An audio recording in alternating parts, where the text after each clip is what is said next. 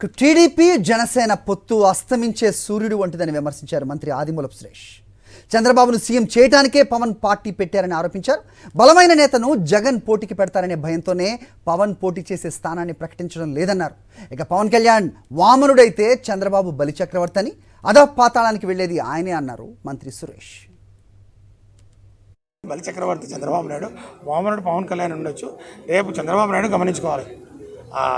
ఈయన 2014లో మొదలుపెట్టినటువంటి ఈ ప్రహసనం, ఈ యొక్క ప్రస్థానం పవన్ కళ్యాణ్ 10 ఏళ్ళకు కానీ మరి ఈరోజు ఆయన ఒక 24 సీట్లు పోటీ చేయడానికి ఆయనకు ధైర్యం సరిపోయింది.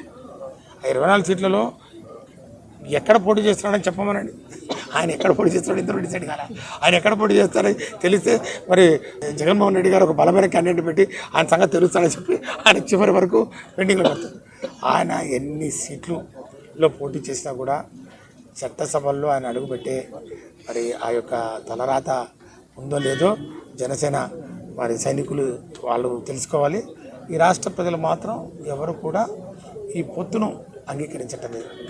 ఈ పొత్తు ఏదో పొడిచిందో ఇది అస్తమించే సూర్యుడు అంతే తప్ప ఇది ఉదయించే సూర్యుడు కాదు. ఇది ఈ పొత్తు వలన ఓట్ల బదిలీ జరుగుతాయి ఒక సామాజిక వర్గం నుంచి ఇంకో సామాజిక వర్గానికి అని చెప్పి వాళ్ళకైనా కలలు కని 1+1 = 2 అనుకుంటే పొరపాటు. ఇది 1+1 ఇది 1+1 కాదు, ఇది 1 - 1 0.